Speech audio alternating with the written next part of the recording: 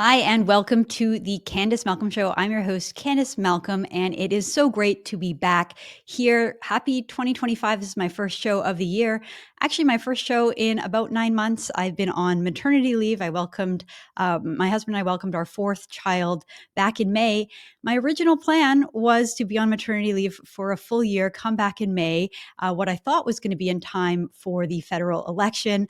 Well, everything changed sort of by the end of December, early January here. And, watching the news unfold this week, I really couldn't stop myself. I couldn't hold back. I wanted to jump back in the fray. So we're bringing you the Candice Malcolm Show here. And I'm just super excited to be back. So we have a lot to get to today. I'm going to cover Trump's recent comments on Canada supposedly becoming the 51st American state. I'm going to talk about the response, the hysterical response from our national leaders and the commentary class, including Justin Trudeau's rather embarrassing appearance on CNN last night with Jake Tapper.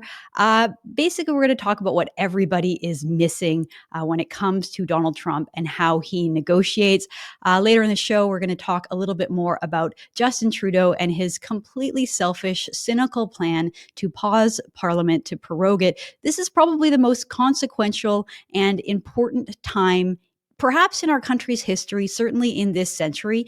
And what does our prime minister do? He prorogues Parliament for selfish, personal, partisan reasons to try to save his sad, sorry party from getting wiped out in the next election. Quite pathetic. We're going to talk about that. And finally, the end of the show, we'll talk about Canada. What does it mean to be Canadian? And at this point, is our country worth saving, worth defending? So really excited to be back. And we've got a great show for you today. Please don't forget to like this video, subscribe to our channel, leave us a 5-star review if you're listening to this podcast and you enjoy it. And don't forget to head on over to the website tnc.news where you can sign up for the newsletter so you'll never miss a news story.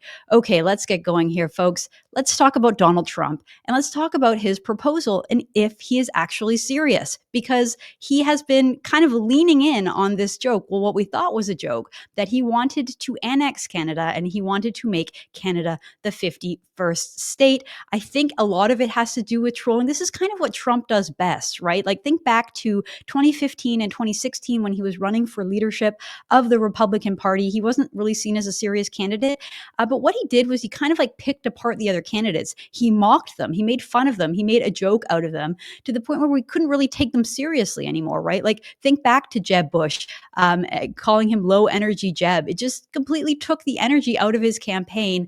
It mocked him in a way that he really deserved to be mocked. And he did it to all the other candidates. And that's kind of the beauty of Trump and his marketing. And so we're seeing this pressure applied to Justin Trudeau. And let me just tell you my opinion. I think it's hilarious. I love it. I love seeing Justin Trudeau sort of humiliated by Donald Trump. I love having Donald Trump sort of put him in his place. Here you have our Canadian Prime Minister who is as arrogant as they get. He really does think that Canada belongs to him and that he sort of personifies Canada. He is Canada's one and the same. There's many of us Canadians who just don't feel that way. We don't see ourselves and our country when we look at Justin Trudeau, when we hear him speak, and when we see what he does. He doesn't represent us.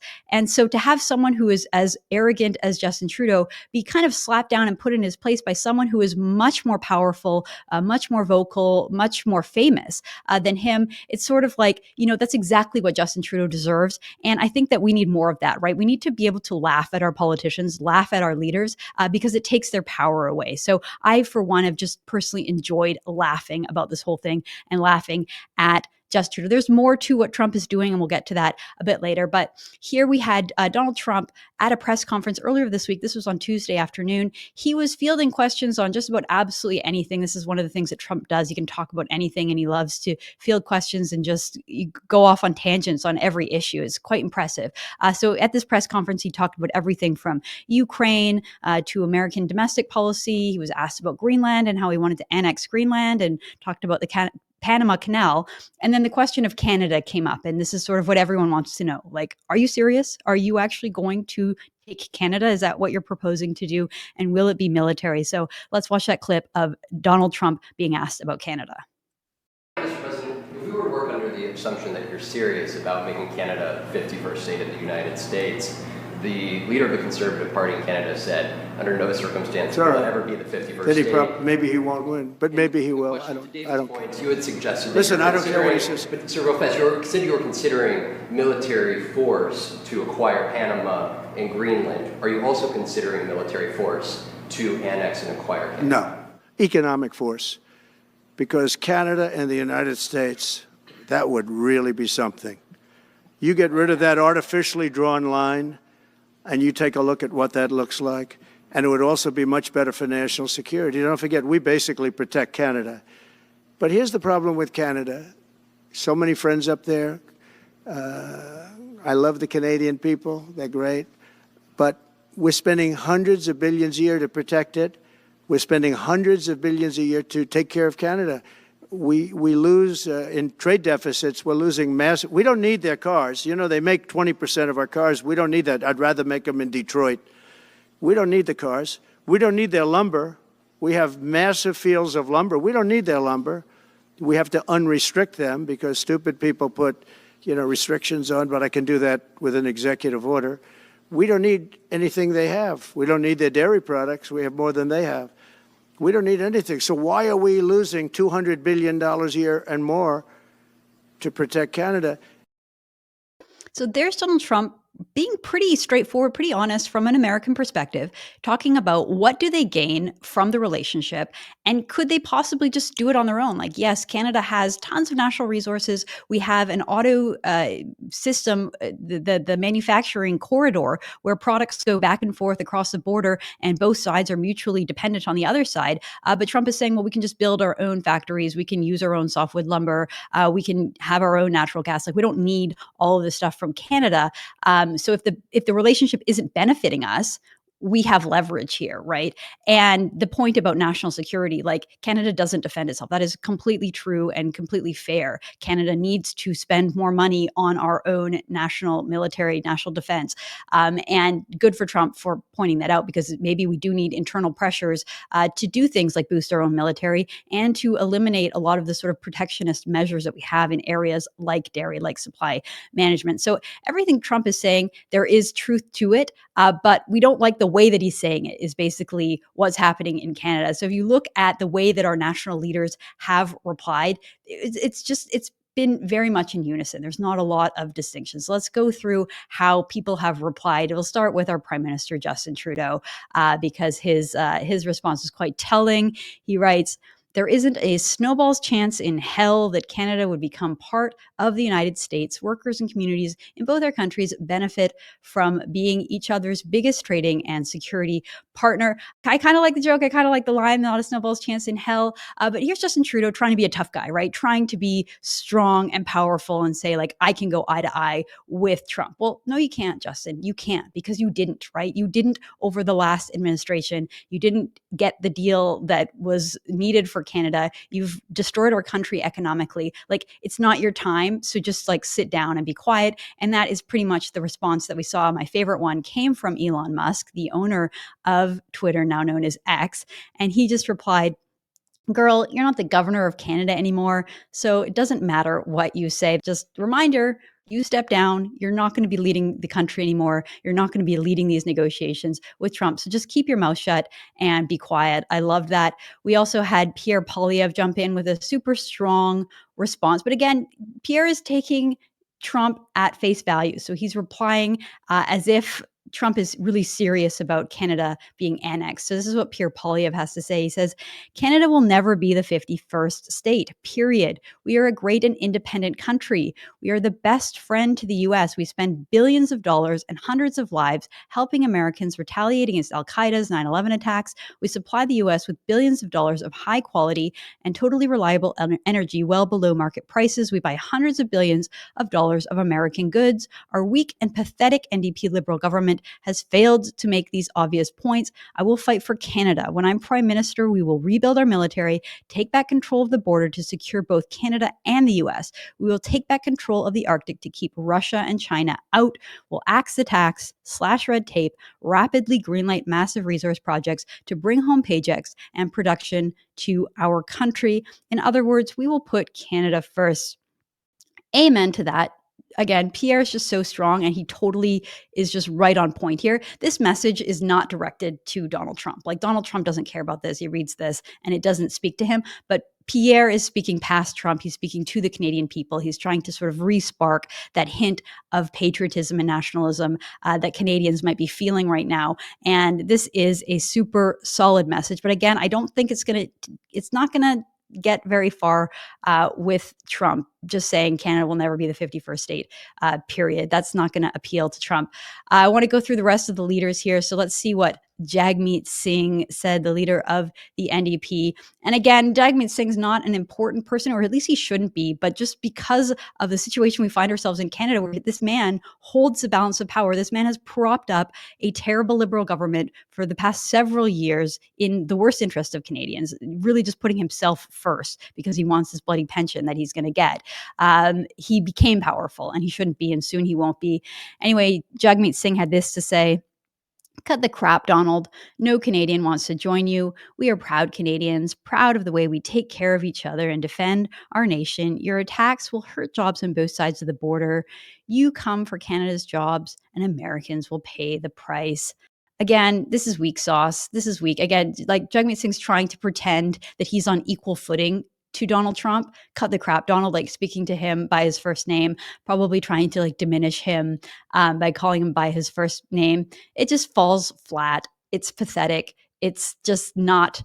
It's not even right. No Canadian wants to join you. Well, in fact, Jagmeet Singh, I think there's plenty of Canadians out there who are actually excited about the potential of joining the United States, who it actually piques their interest, and they believe that their life could possibly be better under the United States. So he's making a statement that's not even true. I'm sure even NDP supporters don't agree with this anymore. And then this goes to something I'm going to talk about a little later in the program.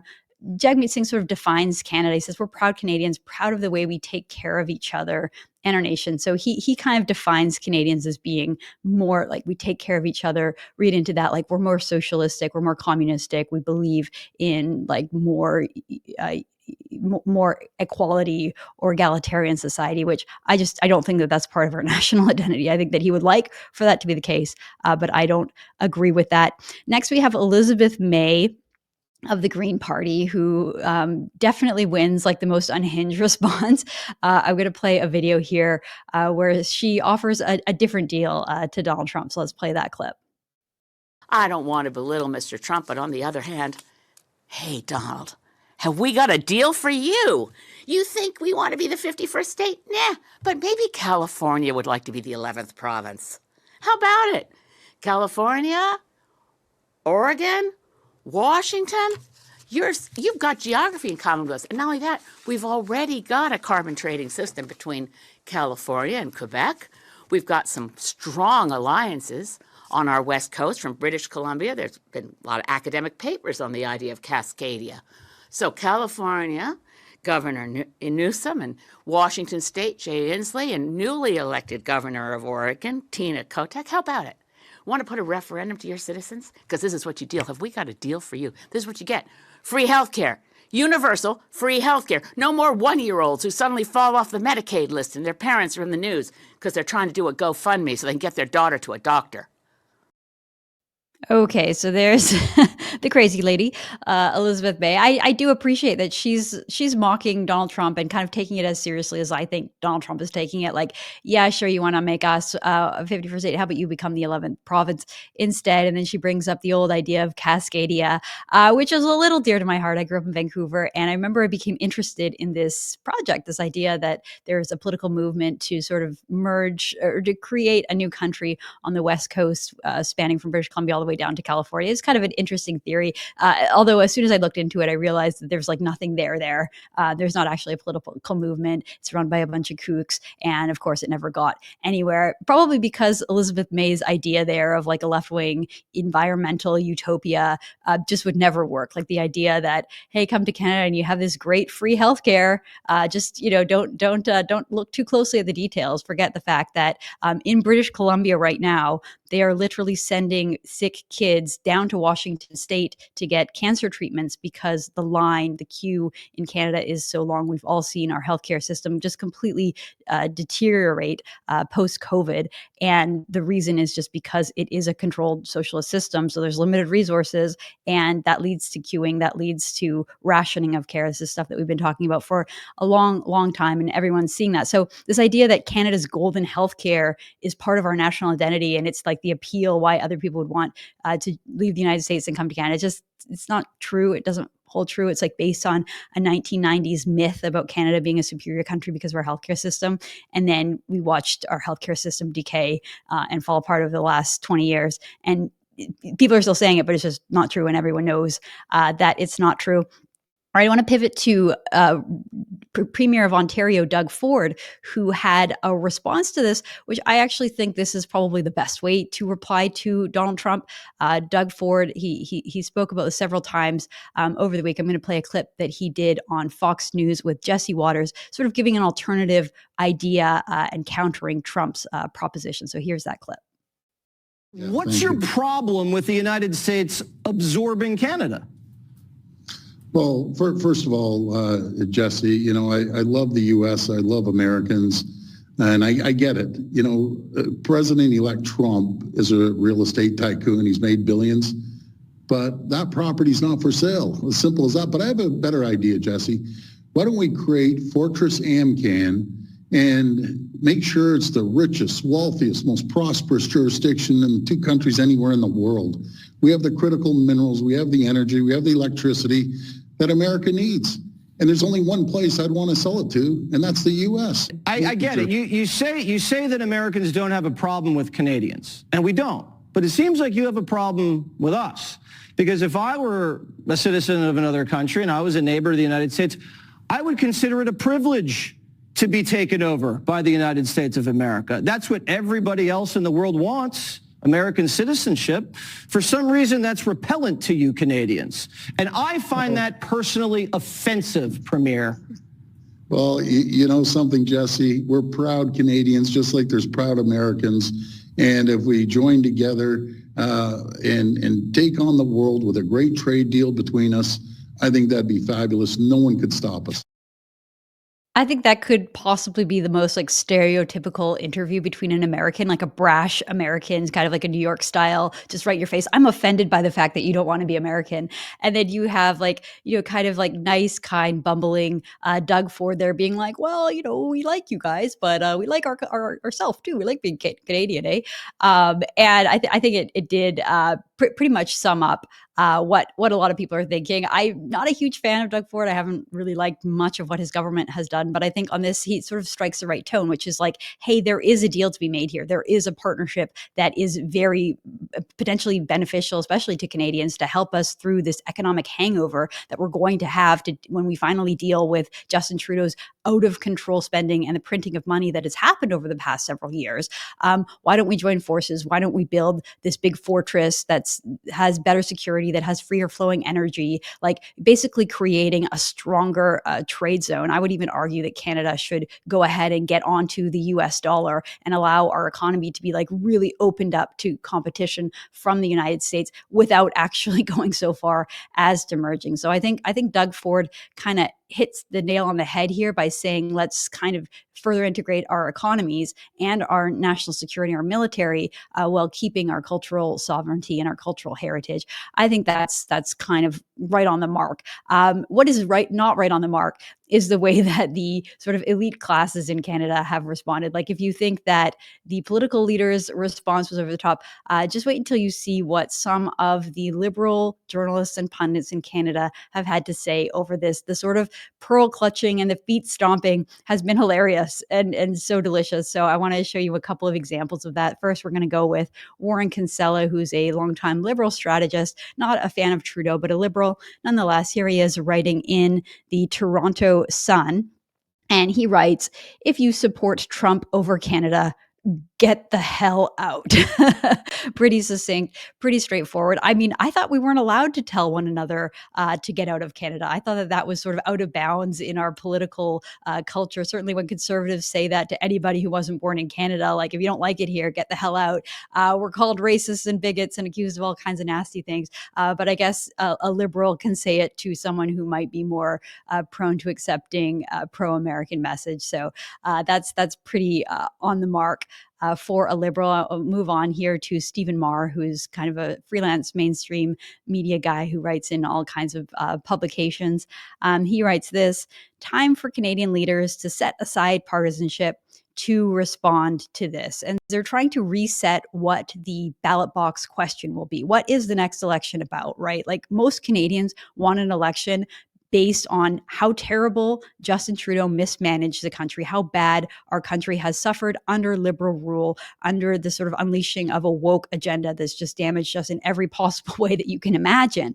And then you see Liberals trying to like readjust the conversation to say, like, no, that the question in the election, the ballot box question, is not whether you want more terrible, disastrous economic policy from the Liberals. The real question is who will defend our sovereignty, who will defend us from the United States. Don't let them do that. Don't let them switch the issue and make it about this, because Liberals have a natural advantage there, right? Like, all of our national symbols have been designed by Liberals. It's like our flag is like the Liberal Party flag.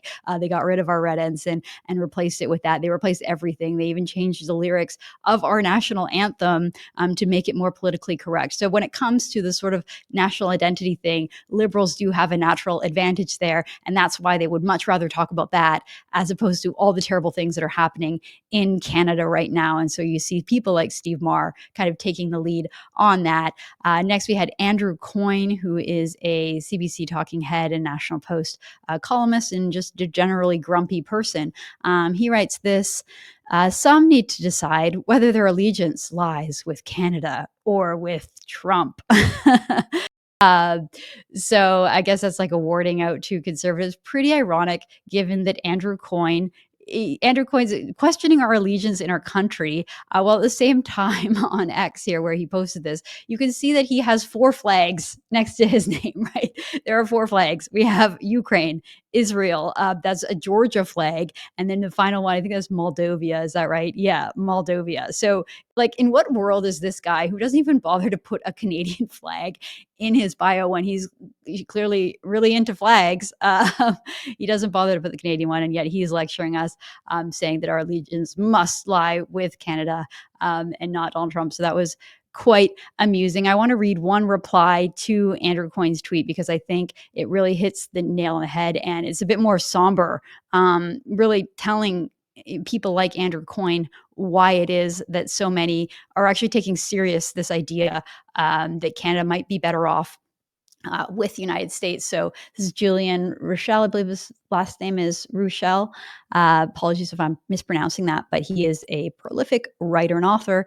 And he writes, neither Mr. Coyne, Canada versus Trump is a false choice fallacy. My allegiance is to my family, my friends, and my community to protect them from what Canada has become. Perhaps you don't understand how deeply we have been betrayed by our country and how thoroughly the government has obliterated the social contract between the government and its people. For that matter, can you even define what this thing called Canada is anymore, other than a tax and regulatory system that is plundering us at every turn? From my perspective, it looks a lot like a government for the benefit of the governors and their friends, with us as a voiceless serf. What cultural values does Canada represent? What principles does it preserve? The border is a national line where one culture stops and another begins. Can you identify what it is, being Canadian, that you value so much, other than just the fact that you're not American? He goes on, but I think that kind of sums it up. A lot of Canadians feel deeply betrayed by their government, by their ruling class. They don't feel like the people in power represent them in any meaningful way. And they've kind of abandoned the idea of a Canada. It's sad to say, but so many Canadians are feeling that way. And that's something that the elites and certainly the Liberals in this country just do not understand. It's kind of an interesting thing that happens. I know in the US, there's tons of polling on patriotism and sort of love for country. And what you see is that Republicans are pretty much always patriotic. They always love their country, regardless of who's in power. Whereas the Democrats, it shifts, right? When there's a Democrat president, like when President Obama was in power, Democrats were super proud. Like there was a very high percentage of Democrats who said, I am proud to be an American. And then as soon as Donald Trump was in office, that number like plummeted. So the Democrats' allegiance to the country is really dependent on who is in power, whereas the Republicans are always patriotic. It dips a little bit, obviously, but more or less always patriotic. I wouldn't say the same thing is true about Canadians and conservatives. I haven't seen the polling numbers, but just from my experience interacting with conservatives in Canada over the last decade while Justin Trudeau has been in office, I don't think that there's that kind of universal, unflappable patriotism and love for Canada. Seeing what a prime minister and a leader like Justin Trudeau has been able to do in the last 9 years, it doesn't really give you a lot of assurance and give you a lot of confidence that your country can withstand even the worst of political leaders. Like if you see how much Canada has fallen apart over the last decade under Justin Trudeau, it's hard to really have faith that Canada, that our constitution and that our system of government is so strong that it can preserve our liberties. I mean, it didn't, right? It failed on its face. Even if you think the Charter of Rights and Freedoms is a good document, that there's good points in there, it's like, well, it's not being interpreted. It's not being read properly. It's not being preserved. It isn't. It wasn't. It didn't. So it's very hard for many people on the political right to maintain that faith and that hope and that optimism in Canada after living through what we have lived through. And it kind of gets back to that sort of defining question that we keep struggling with here. Like, what does it mean to be Canadian? What does that even mean? What is it that we're fighting for? What are our shared values? Do we have any? If you listen to people on the political left and liberals, the things that they're proud of are like left-wing policies, things that I don't like, that I don't agree with. I don't want universal healthcare because I think it's a crappy system. I don't like free abortions. I don't like unlimited abortions. I don't like that policy. I don't like the fact that we can't own guns to protect ourselves. Like all the things that these lefties define Canadian as are things that we don't even actually agree on, that most Canadians don't agree on. And so that's sort of where this whole thing is coming. I want to get to a few more takes. We had former Prime Minister Stephen Harper. He chimed in on social media as well and posted on Twitter, basically just saying that, he meant this when he said it, and he still means it today, talking about his hope and belief in Canada. He says, yeah, here it is. True when I said it and still true today. This was a video, campaign video that Stephen Harper and the Conservatives put out back in 2011, kind of capturing the hope of Canada, the hope of what our country means and what we stand for. I think this is part of the reason why Stephen Harper won that election back in 2011. This is sort of part of the greater marketing and the pitch to Canadians back then that really appealed to them and captured the imagination of the Canadian people. It's almost sad to look back at this 2011, 13 years ago, about how little hope that we still have in the country. So let's play this clip. Canada is and always has been our country. And we want Canada to be a true north that is as strong and as free as it can be in every way that matters. The best country in the world. That's why we're here. That's why we strive. That's why we serve. Canada must reflect the true character of the Canadian people. Honorable in our dealings, faithful to our commitments, loyal to our friends. By turns, a courageous warrior and a compassionate neighbor. It is our purpose that Canada must be great. It must be great for all Canadians. It must be a country of hope and an example to the world. And only when it is these things, when Canada is all that it can be, only then can we say that our work is done. Just an amazing video. Like that makes me just feel so patriotic. Canada is so beautiful too. What a beautiful, beautiful landmass that we have. Beautiful country. And we do have this sort of greater national identity that can't really be defined. But again, like looking back at the optimism of 2011, comparing it to the hellscape that we see before us here in 2025. It's just such a stark difference. To go back even further on the nostalgia front, I noticed that Toby Lutke, who's the CEO and founder of Shopify, he posted on Twitter that he wanted to go back even further. He says, can we have this Canada back? And he posted a video of a beer commercial from the 1990s that many of us who were growing up in that time remember. Like this commercial, I hadn't watched it in years, but this commercial very much was my belief of what Canadian identity was back as like a naive high school student in the 90s, thinking of Canada. When I look back at it now, I have a different feeling of it. So I'll play it for you here, and then I'll share my thoughts on this video. So here is the Molson beer commercial, I think from the 90s. Hey, I'm not a lumberjack or a fur trader, and I don't live in an igloo or eat blubber or own a dog sled. And I don't know Jimmy, Sally, or Susie from Canada, although I'm certain they're really, really nice. I have a prime minister, not a president. I speak English and French, not American, and I pronounce it about, not a boot. I can proudly sew my country's flag on my backpack. I believe in peacekeeping, not policing. Diversity, not assimilation, and that the beaver is a truly proud and noble animal. A toque is a hat, a Chesterfield is a coach, and it is pronounced Zed, not Z. Canada is the second largest landmass, the first nation of hockey, and the best part of North America. My name is Joe, and I am Canadian. Wow, doesn't that bring you back? I will still say I get like tangs of patriotism watching that, but I also cringe because it's just so superficial. And if that's all we have, that's the difference between what it means to be Canadian versus American, that we pronounce some words differently, we have different lingo, and then all this total nonsense about how we don't police, we peacekeep. I'm sorry, that just doesn't mean anything, right? Like America is the force that keeps the world safe, because when America is strong, everyone else is afraid of America and they behave better, right? We've seen this on the world stage. When Trump was in office, everybody was afraid of him because he was so erratic and they just didn't know what he was going to do. So there were no wars, there were no escalations, things calmed down. And then when you had Biden, who was a blithering idiot in office, showed total weakness on so many fronts, starting with the disastrous withdrawal from Afghanistan. And then all the world leaders looked at that and said, this is what we're dealing with here. Now is probably our chance. And that's why you saw Russia invade Ukraine. That's why you saw Hamas wage an atrocious attack on Israel.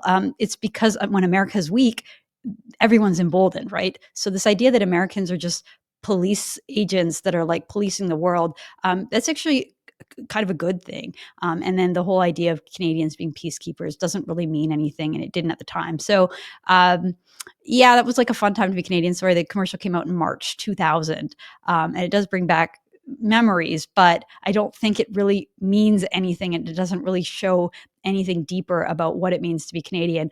I want to get to Ben Shapiro's reaction here, because Ben jumped in and he's kind of taking this about as seriously as I think you should. So he had some viral posts on X kind of responding to all of this. So he replied to Justin Trudeau's "There's not a snowball's chance in hell that Canada would become part of the US." He replied to this saying, "When we take Canada, you will be expelled to Panama to work in the canal." Ouch, that's pretty painful. Next, he responded to Pierre Poilievre's tweet about Canada will never become the 51st state, period. And he said, "We'll call off the planned invasion. If you were elected PM, we'll make no such guarantees if Fidel Castro's son remains PM." And finally, he posted this map, which I thought was hilarious. For those of you who missed the news, Trump announced that he's not going to call it the Gulf of Mexico anymore. He's going to start calling it the Gulf of America. You can see in the bottom of your screen there. So here, Ben posted a new map of North America in Trumpland, what it would all look like according to Donald Trump. So Canada becomes a 51st state. Greenland up there becomes Trumpland. The Atlantic Ocean just becomes the anti-European moat. You got the Gulf of America down there, and then Mexico just becomes the other side of the wall. This is all just in good And I think this is hilarious and about right. Oh, and then he also had a little tweet under there saying, oh, yeah, and reclaiming the Panama Canal, we're renaming it the South Mississippi River. So this is kind of going with the meme that Americans were kind of ignorant about the world outside their borders. And they just like, it's like America, not America.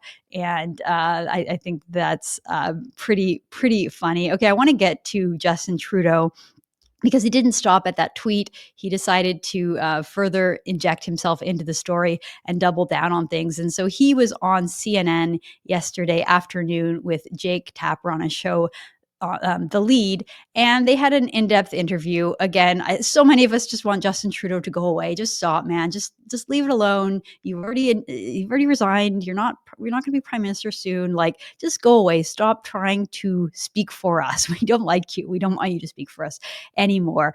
But alas, here is Justin Trudeau. So first, I want to show a clip of how Justin Trudeau defines being a Canadian. So let's watch that clip. President-elect Trump has been needling you a bit, calling you Governor Trudeau, talking about making Canada the 51st state. Did you have any interaction with him today? No, not today. But that's not going to happen. Canadians are incredibly proud of being Canadian. One of the ways we define ourselves most easily is, well, we're not American. There is such a depth of pride that's not actually an issue. Such a depth of pride, and yet our superficial prime minister the only way he can define Canada and what he claims that so many Canadians say is that we're just not American. Like the only identity that we really have, the way that we define our identity, is just that we're not American. That's not very compelling, Justin. That's not really evoking patriotism and like a strong connection to our country that we have to hold on to. Pretty superficial, pretty dumb. But that's what we should expect. Next, I want to play this clip. So Jake Tapper, just to set it up, Jake Tapper's asking Justin Trudeau why he's so unpopular, why he's so hated in Canada, why he resigned. And interesting to get into the mind of our prime minister to think about what he thinks the problem is. So here is that clip.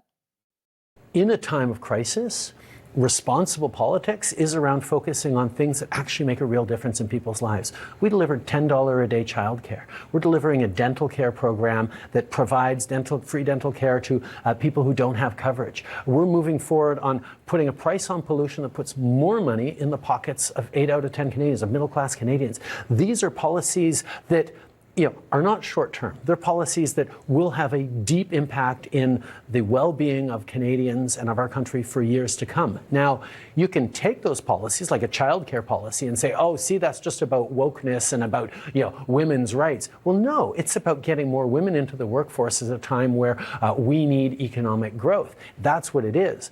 But when you get I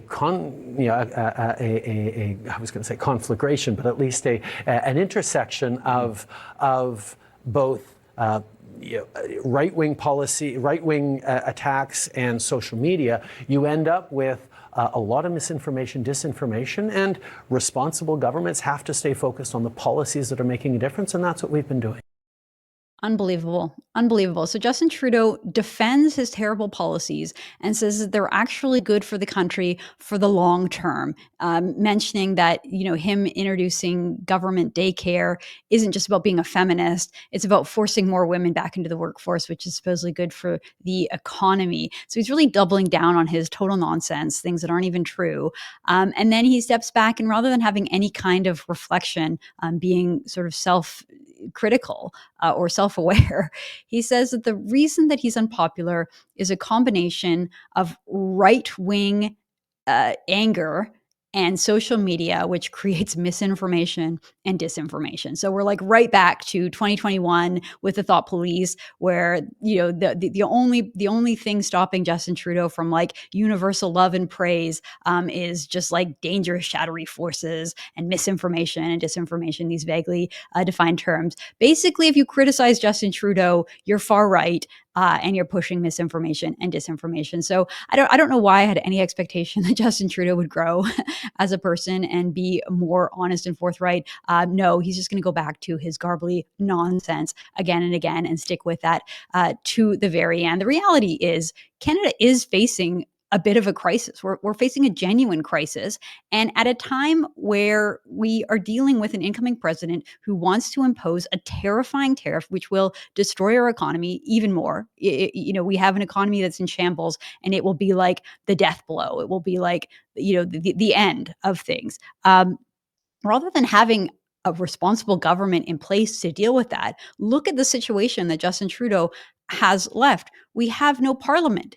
Parliament has been prorogued. We have no finance minister. The finance minister resigned. We never even got our fall economic outlook. We don't have anyone running the books. We don't have a finance minister at the moment, and we don't really have a prime minister. We have a prime minister who's lame duck on his way out, about to leave us behind.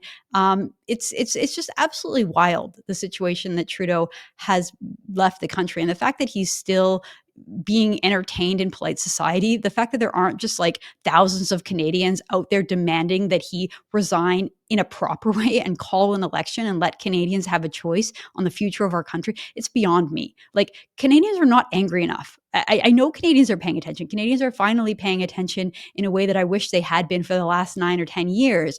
But we need to get more animated about it. We need to make demands that no, we're not going to put up with this. We need another trucker convoy. We need people to descend onto Ottawa and say no to the prorogation, no to allowing things to happen to benefit the Liberal Party. We want a country, we want a government, we want a prime minister, we want an election. I think that's the message that needs to be heard loud and clear. I'm not hearing that enough. I want to get to Kevin O'Leary because he's been making a lot of noise over this whole exchange. I think he understands Donald Trump in a way that many political leaders are missing. And so here was Kevin O'Leary in an interview where he basically just said everyone needs to relax about Donald Trump and just start negotiating. And I think he really gets it. So let's play this clip. He also says he wants to make us the 51st state. And he said that several times online and in press conferences, Kevin, as you know. Canadian leaders, they've spoken out against this idea. Justin Trudeau says, quote, there's a snowball's chance in hell of this happening. Pierre Poilievre has said Canada will never be the 51st state, period. Now, you, of course, ran for the Conservative leadership back in 2017. Had you won, would you be willing to make Canada the 51st state and become a governor rather than be a prime minister? No. No one said we have to do that. You know what I've been telling people? When you understand how Trump works, we've been listening to him for 12 years. You have to distinguish between the noise and the signal. The noise is we're buying Canada and everybody's becoming an American and there's governors. No. The signal is let's explore an economic union. If you don't understand that, you don't understand Trump. And what I'm trying to point out to people is, look, and first of all, let's go back to the list. I don't give a damn what Trudeau says. Nobody cares anymore. He's gone. And that's very important for Canadian people. Very important. He was the worst manager in Canadian history and wiped out the net worth of almost every Canadian. 25% of our population lives in poverty now. And that's exactly right. Kevin O'Leary just cuts to the chase and says, this is the part that I love about what he said, that it's not like ignore the noise and focus on the signal, right? Ignore the bombastic claims and the jousting and the jokes about the governor that were all just really meant to put Justin Trudeau in his place so that Trump would have a better negotiating hand. And Trump has been wildly successful about that. Let's just remember, like, you could draw a direct line from Donald Trump's 51st state comments and Trudeau's trip down to Mar-a-Lago to him resigning on Monday. So Trump has had that effect. And that's part of the brilliance of how Trump governs down in the States. I want to just point out, because one thing that I remember back in 2015, I'll admit I was no fan of Trump at the beginning, and I didn't want him to be the Republican nominee or candidate back in 2016. One of the early people who sort of came around to Trump, became an advisor, is billionaire investor Peter Thiel, who was the founder of PayPal, early investor in Facebook, and just sort of like a main prominent figure in the Silicon Valley. Back in 2016, he was like the only one who was out there defending Trump and willing to be part of his advisory team. And Peter Thiel gave us a much better framework of how to think about Trump and how to look at Trump. And I think it's worth going back to that today because it's still true. And I think would help a lot of Canadian leaders to understand this one important point about Donald Trump, which is that you have to take him seriously, but you don't always have to take him literally. So let's play this clip from Peter Thiel. I think one thing that should be made distinguished here is that, the media always is taking Trump literally It never takes him seriously, but it always takes him literally. I think a lot of the voters who vote for Trump take Trump seriously, but not literally. And so when they hear things like the Muslim comment or the wall comment or things like that, it's not, the question is not, are you going to build a wall like the Great Wall of China, or how exactly are you going to enforce these tests? What they hear is we're going to have a saner, more sensible immigration policy.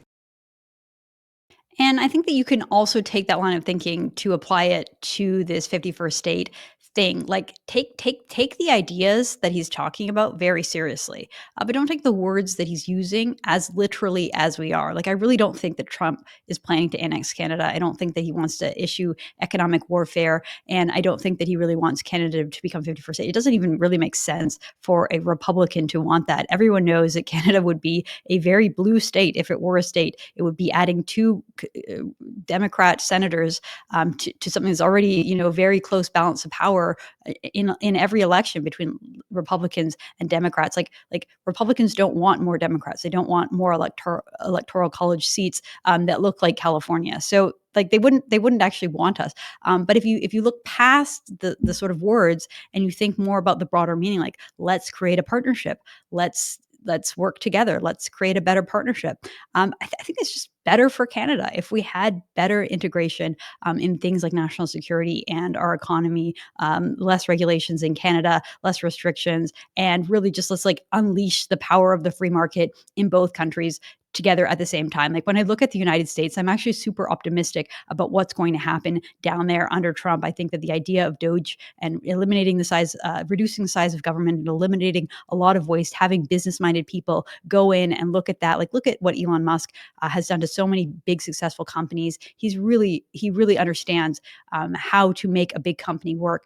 Take that mindset, put it in government, and you think about what the economy is going to do when you get rid of a lot of these regulations and rules that just tie things up. I mean, Trump has even floated the idea of eliminating income tax. Like some of these ideas are just like so exciting and so interesting and so innovative that you almost just want Canada to be part of it. And when you look at Canada, you don't see that same optimism. You don't see it. What you see is a country that's just really in shambles, especially from an economic perspective, but also social and cultural, the impact of mass immigration, unchecked immigration, no attempts to integrate, crime just spilling out in every direction, not to mention all the crazy woke things that are happening in our government. Like I read a story about a man in Quebec who murdered 3 people, and rather than going to the US prison, he wants to go to a woman's prison, of course, because it's Canada and nothing makes sense and everything's ridiculous. So, over there we have things getting back on track and making more sense, and Canada's still a mess. So I think that's why this message, as crazy as it is and as out there as it is,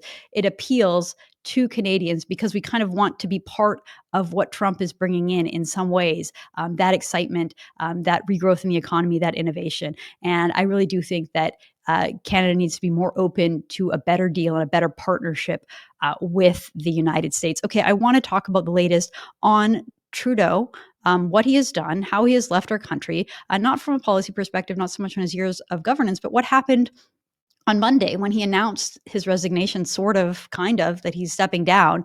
He's not stepping down immediately, he's stepping down in the future, and he's using a tool of governance known as prorogation, something that most Canadians don't really know that much about or really understand. And so I want to go through that a little bit. True North was reporting here about how 2 Canadians are legally challenging Trudeau's decision to prorogue Parliament. So we can hop on over to the Justice Centre for Canadian for Constitutional Freedoms, and basically they are just challenging the government and saying what Prime Minister Justin Trudeau is doing here, what he's asking the Governor General to do, is actually illegal.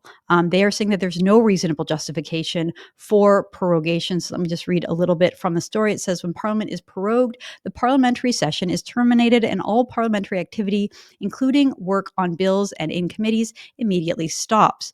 Among its many grounds, arguing that Trudeau's decision to advise the Governor General to exercise her prerogative power to prorogue Parliament, that's quite a mouthful, all the way to March 24, 2025, this application argues that the decision to prorogue Parliament was incorrect, unreasonable, or both. The court application, which they filed today, contends that the Prime Minister's decision to prorogue was not made in furtherance of parliamentary business or the businesses of government, but in service to the Liberal Party of Canada. And so I think this is incredibly important. A lot of Canadians are talking about this. This is incredibly relevant because the purpose of prorogation is so that the Prime Minister can have a bit of time to ensure that he can have the confidence of the vote. You need the confidence of the House of Commons in a vote in order to remain Prime Minister. At this point, we know that Justin Trudeau doesn't have the confidence. He's in a minority government being propped up by the NDP. And remember, back over Christmas, Jagmeet Singh, the leader of the NDP party, made it perfectly clear that he was no longer willing to prop up the Prime Minister. He was no longer willing to vote in favor of them. And he said that at the next confidence vote, the government would fall. They would vote against it, forcing an election. So the Governor General knows this. And according to our system, you're not supposed to just be able to prorogue Parliament for any old reason. It has to be for this specific reason. And the idea is that that's just not why Trudeau is doing it. And it is possible that a federal judge could overturn the decision of the Governor General, could actually say, no, this is not a fair and good use of prorogation, and you can't do it, in which case the House would go back in session in January, and we would have an election triggered right away. We would go right into an election. I want to show you a little bit of Howard Anglin's piece. Howard Anglin is a brilliant lawyer, and he is also the former chief of staff to Prime Minister Stephen Harper, among other things. And he had this piece over in the Hub saying the Governor General should not allow Trudeau to prorogue to hold a full leadership race. And so basically he's saying that there's constitutional uncertainty about whether or not prorogation is actually even legal in this circumstance. Again, the purpose of prorogation is supposed to be brief so that the Prime Minister can regain and ensure confidence in the House. But if you go back to Jagmeet Singh's letter, he says no. He says it doesn't matter who the leader of the party is, they're going to push for an election. And so the Liberal Party's own constitution says that a leadership race will take something like 3 months. And that's not a good reason to prorogue the Parliament for. So according to Howard Anglin, he says the best way in our system of government, in our Westminster system of government, is to solve this issue through an election. Let Canadians decide. It is up to the Canadian people who governs them. We live in a democracy. And this kind of puts it to the test. We're at a point where we could reach a constitutional crisis over what to actually do, what is legal, what is the precedent here. We haven't really had a situation just like this before in Canada. And so it would be a test of whether or not the Governor General and the Prime Minister actually had this power. Like, in theory, the Governor General is supposed to have the power to say no to Trudeau. Like, no, you can't do this. This is for selfish partisan reasons. It's not for the good of the country, and it won't achieve the goal of you having confidence in the House or your party having confidence in the House. It's pretty nakedly clear that the purpose of this whole thing is just to try to preserve the Liberal Party, to get rid of the very unpopular Prime Minister, try to find anyone out there who's more popular, just in the hopes of saving some seats, maybe having a hope that a new, fresh leader of the party, someone who's seen as an outsider, like maybe Mark Carney or maybe Christy Clark or maybe even Chrystia Freeland, that would be different enough to the Canadian people that they would still be willing to vote for a Liberal government. It's all partisan. All the rationale is partisan. It's not for the good of the country. And so here you have people that are putting party before country pretty blatantly, pretty clearly, and the Governor General is allowing for it. So people like the Canadian, like the JCCF and like Howard Anglin are saying, no, don't allow that. Just stop it. We're going to do this legal challenge, and hopefully we can force Trudeau out sooner. Hopefully we can force these MPs back to work, have a session of Parliament, at which point presumably Jagmeet Singh will force an election, and then it will finally be up to the Canadian people to tell the government what we want, what we think, to decide the future of our country, to decide who it will be, who will be negotiating against Donald Trump. From my perspective, the sooner this can happen, the better. I mean, today is January 10th. In 10 days from now, President Trump will be inaugurated, and he says that this will be a day one initiative, that he will impose a 25% tariff on all Canadian goods. This is important. We should have a leader, a competent leader that has been elected by the Canadian people, that have been chosen by the Canadian people to be at the table to negotiate. So from my perspective, the election should have already happened. Unfortunately, you can't go back in time. Now is the time. I hope that these parties are successful and that they can force something different, because the idea of waiting until March to have an election, or even just to go back to House, knowing that there's a process that's going to take several weeks after that to actually get a new government, it means that we'll have months and months and months of a lame duck Trudeau government negotiating with Donald Trump. That's not what I want. That's not what I don't think any Canadian want. It's not in the best interest of our country. So I think this shenanigans needs to end. No prorogation. Let's just get them back to work, get an election, and start fixing our country. Okay, we will leave it at that. Before I end the show, to thank everybody who is sticking around and watching to the very end, I thought I would end the show on more of a personal note, talk a little bit about myself and my family, because as you know, as I said earlier in the show, we welcomed our fourth child back in May. It's just like a truly wonderful thing to be a mother, to have these children. And it's actually hard for me in many ways to come back to work, because I'm basically essentially just a stay-at-home mom. I spend all of my time with my kids. I'm very involved in their lives for all of them. I have a baby that's now 7 months. I have a 2.5-year-old, a 4-year-old, and my eldest is turning 6 next month. And it's just a joy to be around them, to get to spend time with them, to watch them grow, to see them develop, to see them learn how smart they are and how wonderful it is to spend time with them. I've really kind of leaned into being a mom, not like in the trad wife kind of way, but just getting really interested in things like health and their well-being. I try to bake and cook everything we eat from scratch. I started a vegetable garden over the summer, and I'm starting to learn how to grow more, to get more into gardening. I started making sourdough bread. So I have my own sourdough starter in the fridge, which on the counter, which is something the kids love to be involved in. We bake every day. We bake bread and muffins and all kinds of snacks and pastries. And the kids just love being involved in it. And it is just so great to sort of lean into that role. Like at 20 years old, when I was in university, I didn't think I would ever want to be a stay-at-home mom. I always thought that whatever career I pursued, that would be the most important thing in my life. And my journalism is incredibly important. I'm incredibly pleased and grateful for the audience, for True North, and everything that we've been able to build. And, from a professional perspective, I love my job. But there's just nothing that compares to being with your kids and having that home environment and being able to spend time with them. I just see it as such a gift. I'm also super lucky because I'm literally able to record this show and get back to work a little bit because my mom lives with us. She lives with our family. And so we kind of have a full-time grandma around, and the baby's with grandma right now. And that allows me to, bring a babysitter in to be with the other kids and spend a few hours a day with you and working. So I'm really looking forward to bringing back the Candice Malcolm Show, bringing it up to speed, having you informed on everything that's happening, giving you the full news rundown.